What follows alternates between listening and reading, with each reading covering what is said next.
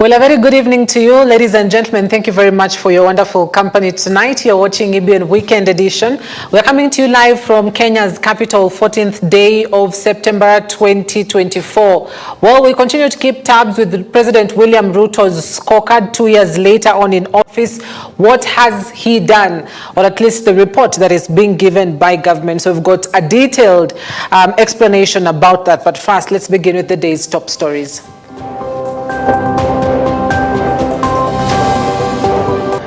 Government establishes committee to review the university funding model amidst uproar from university students over the formula of capitation. Kenya takes stock of President William Ruto's 2 years in office, policies and promises delivered. A split Mount Kenya East elders distance themselves from Deputy President Rigathi Gachagua.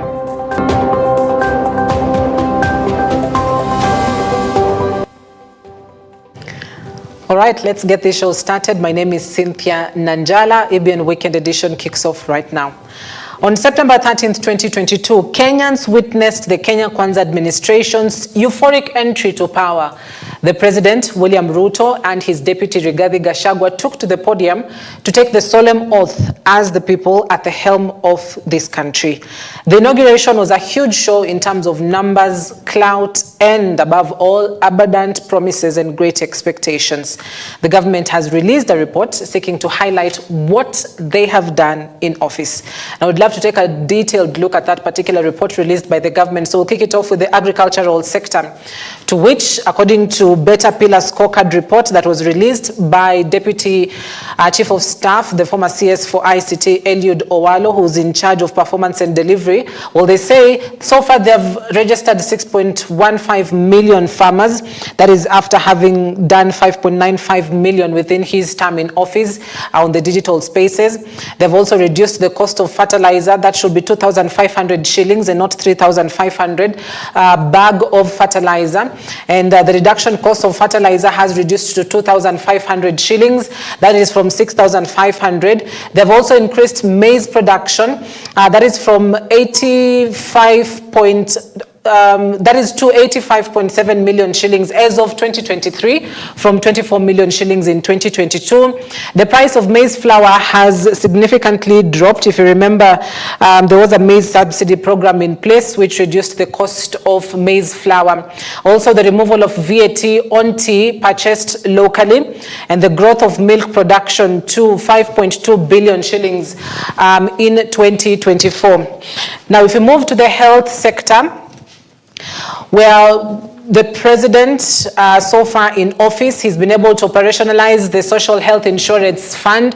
The registration is still underway, and this, remember, replaces the National Health Insurance Fund, what we call NHIF. And so we have got the Social Health Authority in place, what we call SHA, which is basically the custodian of SHIF. And the registration has kicked off, and it is expected that the fund will start working sometime in October. And this, they say, changes the whole face of health sector and the approach to health in the country. Now, also community health promoters has been increased to 107,000 in 2024.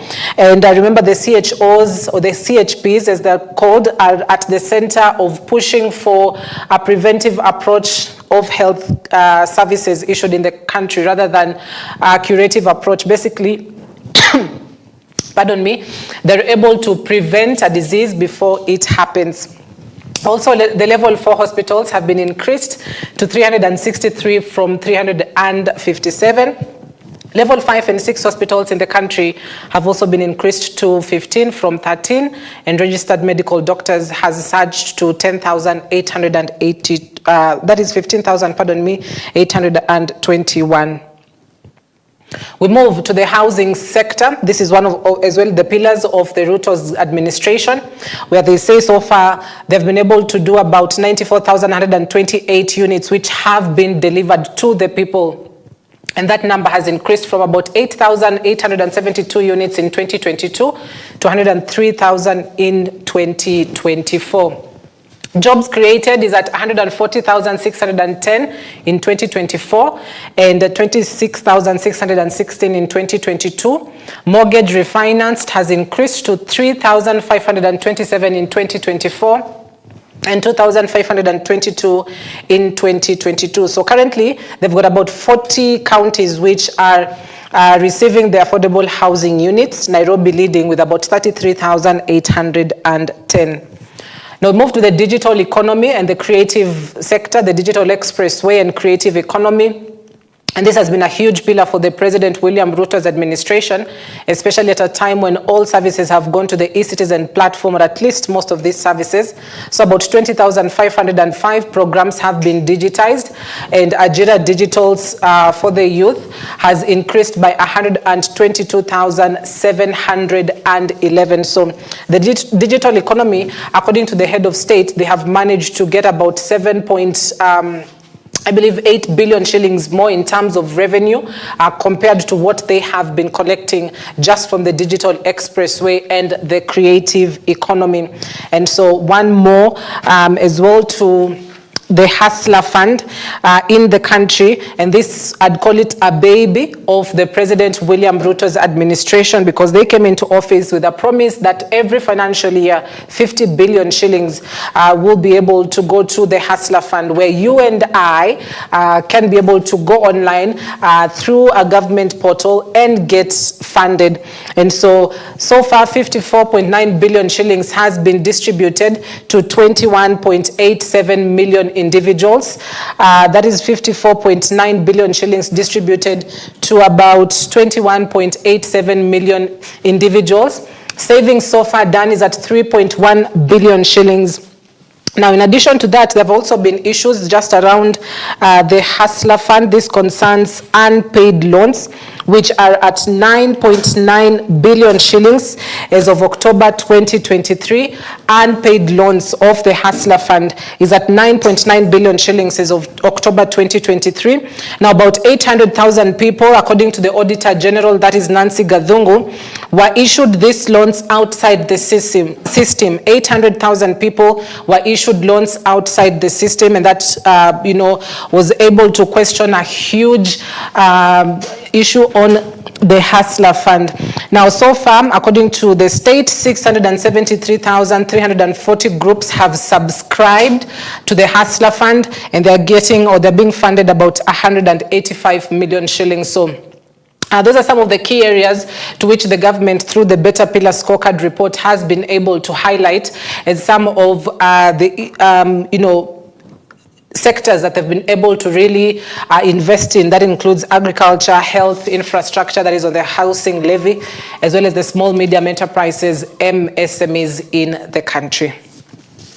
So we move from that now. The Energy and Petroleum Regulatory Authority, EPRA, has maintained the previous prices for petrol and diesel for the period between September 15th and October 14th, 2024.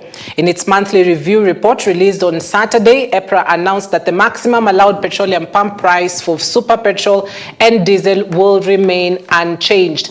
According to the report released, super petrol, diesel and kerosene will now retail at 188.84 shillings, 171.6 shillings and 158.32 shillings respectively in Nairobi starting midnight, kerosene having been reduced.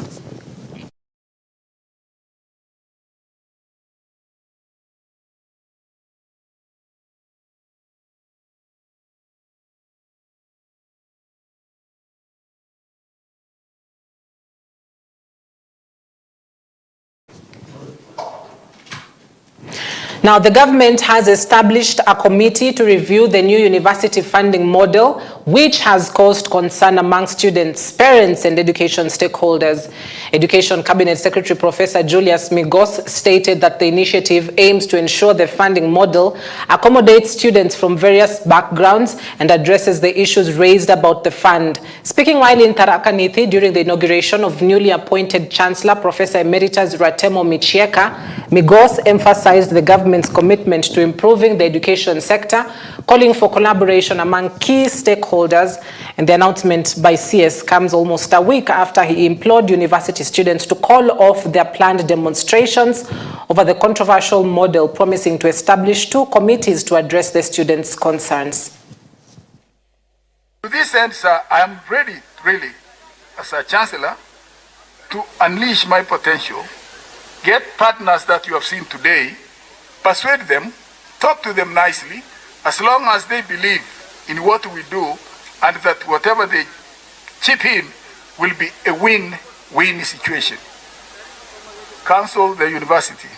There is no external international partner, even local partner, who would want to do a job that cannot give that institution a win-win situation. While the staff would have genuine grievances regarding their respective collective bargaining agreements, I urge the unions to give the process of negotiations a chance so that all the parties can reach an amicable settlement.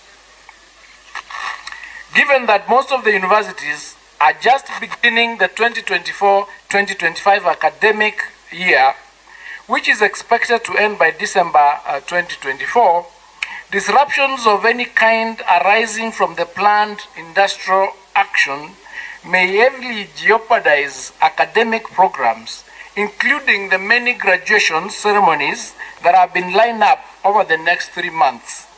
I therefore look forward to an amicable approach to the issue of labor relations between the teaching and non-teaching staff of universities.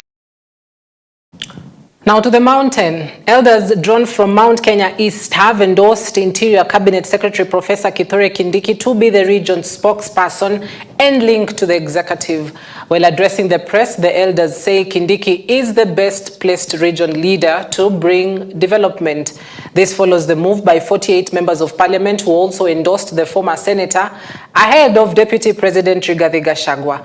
The endorsement is projected to deepen the rift in the Gamer Nation, as for the first time there has been sides drawn, Mount Kenya East and Mount Kenya West. To ensure we remain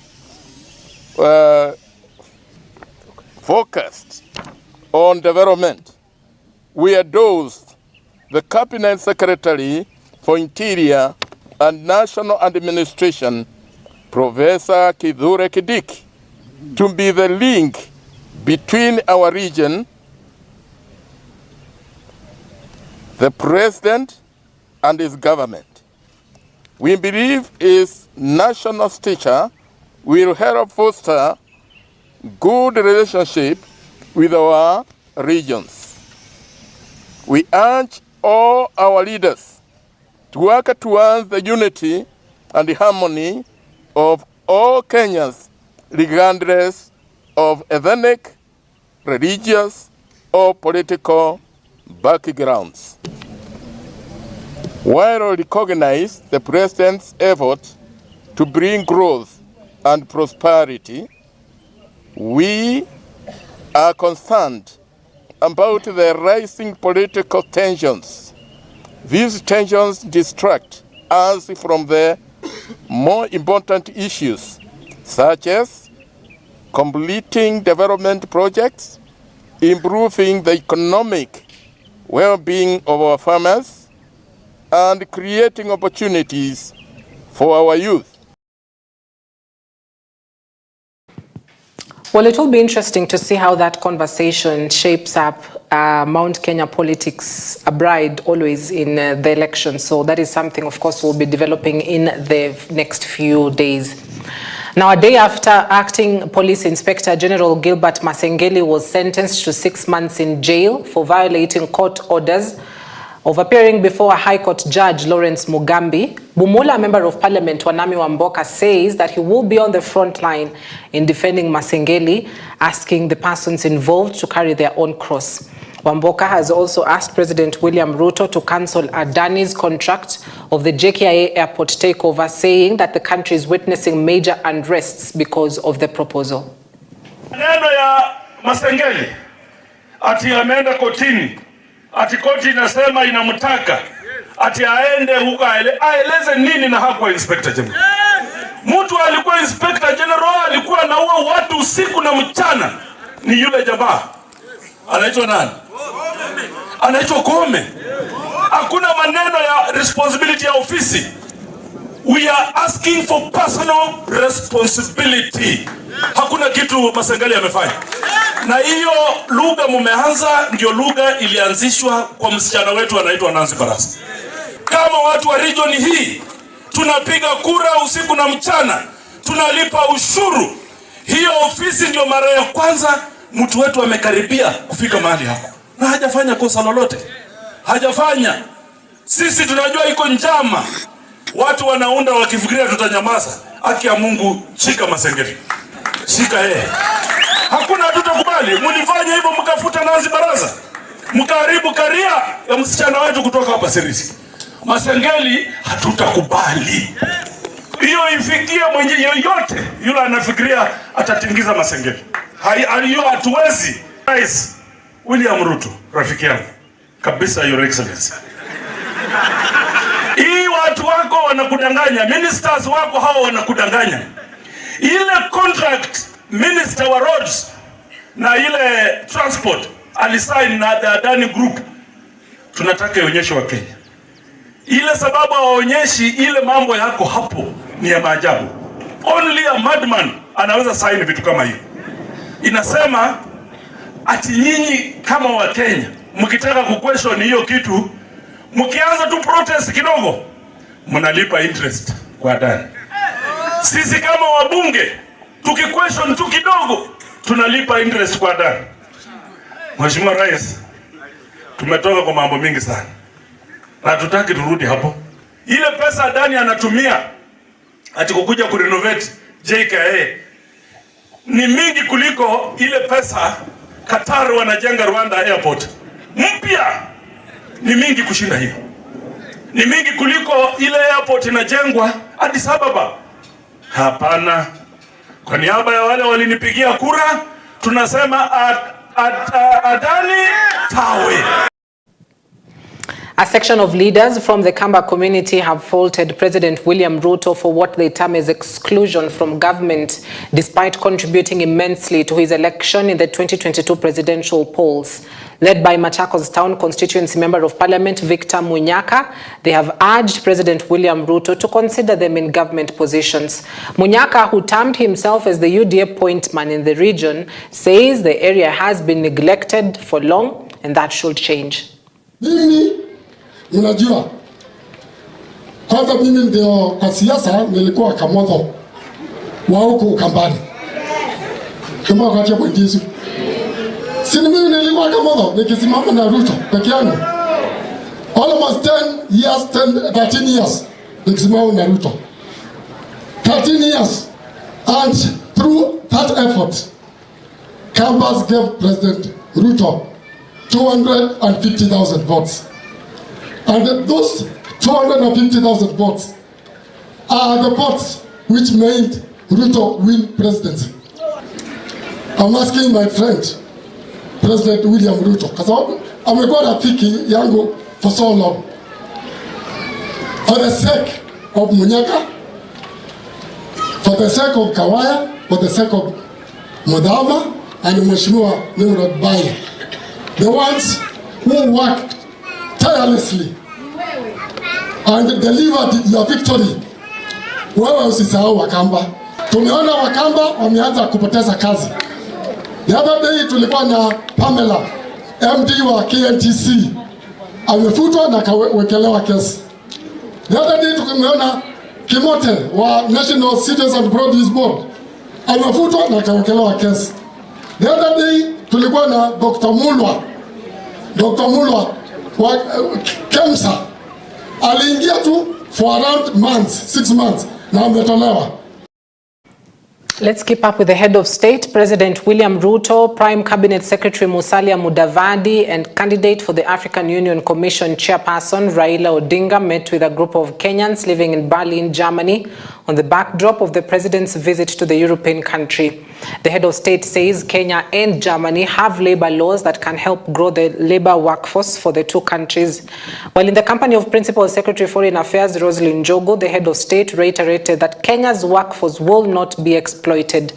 President Ruto noted that Kenya's education system has produced renowned professionals who have made substantial contributions to the country's economic development. So one of the questions that has been asked a lot is, how is Kenya and the German government going to build sustainable structures for our brothers and sisters coming to work in this country? What is the Kenyan government going to do? And what is the German government doing about it? And how is that going to be implemented? And most importantly, who are the people doing the implementation? We are concerned that we have millions of young people coming out of college with skills, with competencies, but we do not have enough jobs at the moment in our country. Should we deny them the opportunity to come and work in Germany? I don't think so. And that is the reason why we took the bold step that, okay, we have a youth bulge. We have a labor market in Germany.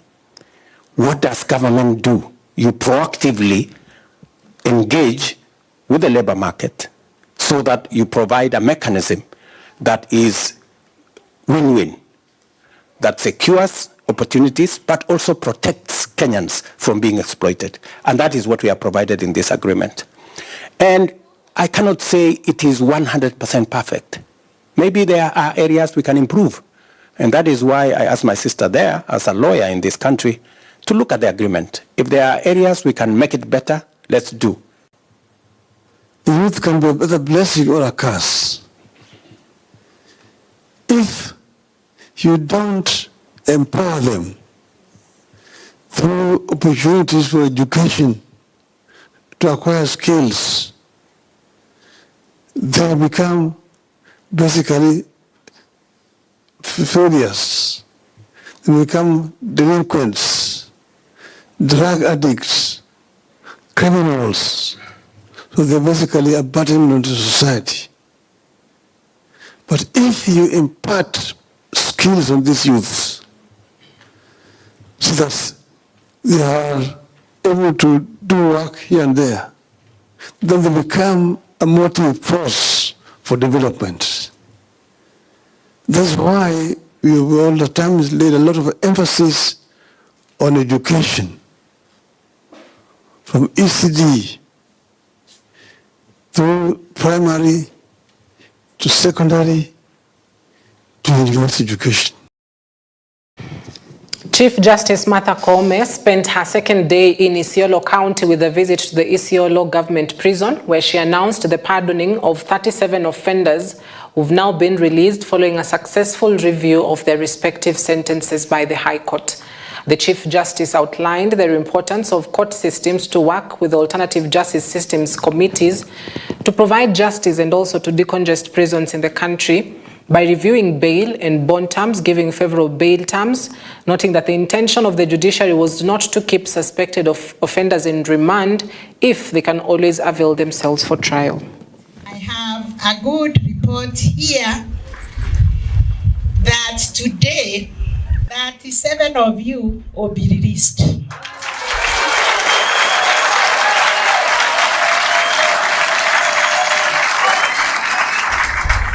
Thank you, Principal Judge Mureithi, and your colleagues for reviewing a total of 49 files, which was screened for review. So we have found a total of that convicts will be released. We have found that we have to put conditions for 3 of them who will probably serve in addition to community service. And we have reviewed sentences for 4 of them. So in total, this is 37. Thank you very much, my team. For quite some time, our penal institutions have been facing severe congestion, which places immense strain on our capabilities to fulfill our core mandate of rehabilitation.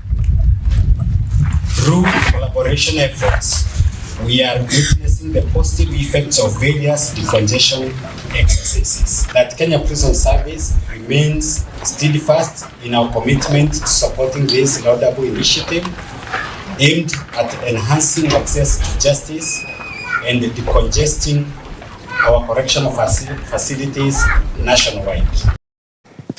Kiambu County Governor Kimani Wamatangi has ordered investigations into allegations of malpractice by some hospitals in the county following claims of erroneous referrals aimed at defrauding patients.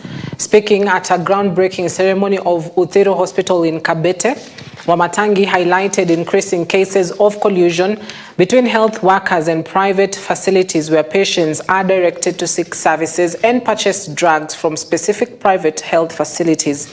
He emphasized that the county had made substantial investments to ensure the availability of drugs and services in public hospitals and reiterated his commitment to delivering quality and affordable health care to the residents of Kiambu. Ile dawa imekuja kichwa ni Panadol. Alafu mwenye anaandikia watu dawa, badala ya kuandikia mtu apewe Panadol na ndio imekuja, anamwandikia dawa nyingine. Kama sasa mtu ameandikiwa hiyo dawa yenye haipo hapo, utasikia atambua aenda kwa ile chemist iko pale kwa kona. Hapo ndio kuna hiyo dawa. Kama kuna mkora mmoja kati ya watu 20, leteni hiyo mkora tutoe. Ama namna gani jameni? Yes, tutoe hiyo. Kama ni mtu mmoja unaona haendi vizuri kama in charge wa hii facility, sema huyu aende mzuri, huyu haendi mzuri. Tutoe hiyo watu ndio ubaki na watu wasafi. Wenye watatusaidia kumaliza hii shida. Nje wataingia wapi? Kwale County is gearing to host the Mashujaa celebrations on 20th October with stadium construction in top gear as the countdown narrows to the holiday. Principal Secretary for Interior Raymond Omolo and the County Governor Fatuma Achani toured the site to assess the preparations. The PS says the stadium is 70% complete as Governor Fatuma Achani hopes the celebration will open up Kwale County as a tourism hub. The PS has also admitted there has been a challenge of electricity and water in the region. Stadium ambayo tumeifanya in phases kama county inaenda kukamilika ndani ya miezi kidogo kwa sababu serikali ya kitaifa inayoongozwa na Mheshimiwa Rais ameweza kuja kutusaidia kama Wakwale. Kwa hivyo hii Mashujaa inakuja na goodies. Sisi kama Wakwale tunasema asante Mheshimiwa Rais wa Jamhuri ya Kenya, na pia barabara zetu naona zinaendelea kutengenezwa, na pia Mashujaa haya yataleta pia ufunguzi wa kibiashara ndani ya jimbo hili, na tumeona pia wizara tofauti tayari zimeanza kutufikia kwa ajili ya kuuza Kwale. Tunasema destination Kwale, #destination, #tembea Kwale pia. Ukiangalia hii stadium iko at 70%, asilimia 70 kwa kuwa tayari kwa hiyo sherehe inakuja. Na vile tumepitia kule kwa residence ya County Commissioner penye tutakuwa na luncheon ya president na wananchi wa Kwale na kutoka sehemu zingine za nchi. So the long and short of it ni kusema kwamba tuko na hakika that watu wa Kwale watapokea wageni kutoka sehemu nyingi za nchi. Na tumekuwa na changamoto kidogo ambayo tunashughulikia. Kuna mambo ya stima na mambo ya maji, na tumewasiliana na gavana na viongozi wengine ili watu wa Coast Water washughulikie hiyo mambo na watu wa Kenya Power.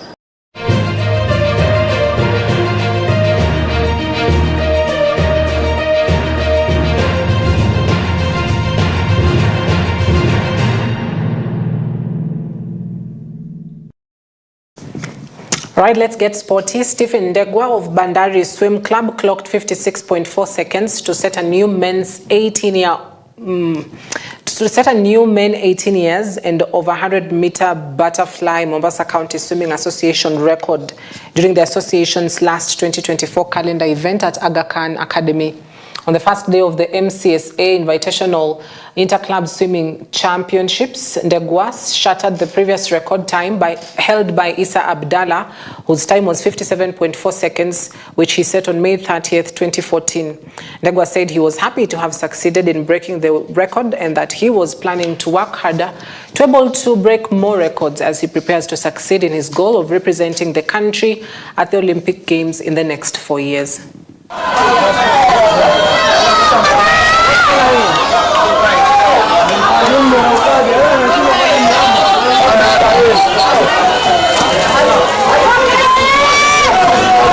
I just broke the 100 fly record.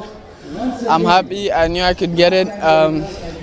We've been working towards it, my coach and I and my team, Coach Fakri Mansour, so I'm really happy. When it comes to the event, it's been going well. Gotten a couple medals. I've gotten close to a couple more records, targeting them next gala, I guess. My intention for the sport, I'm ranked right now number 2, so number 3. We already had one broken. Our MCSA record, which was standing for 10 years, was broken in 100-meter butterfly yesterday, and we're still expecting some more records to be broken here.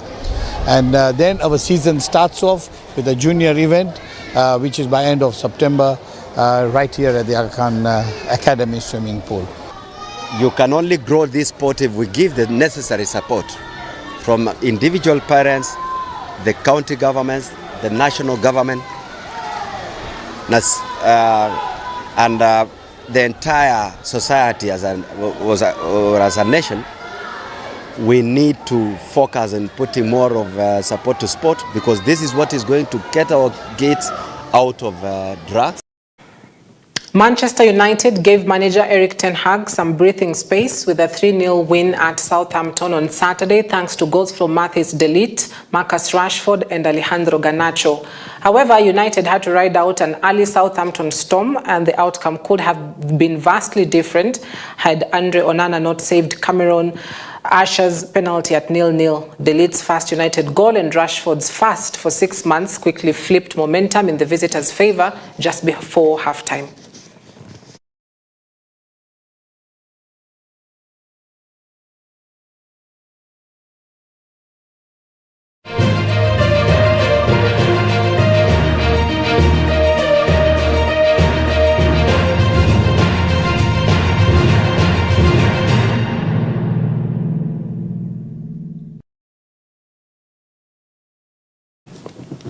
All right, so we wrap it up at that point, and of course the big boy is playing tonight. That is Chelsea, whose match is set to kick off at 10 p.m. My camera person is looking at me with those kind of eyes. So we are hopeful that Chelsea will also be able to record a win tonight. So we wrap it up at that point. My name is Cynthia Nanjala. Have yourself a blessed evening and a blessed Sunday ahead.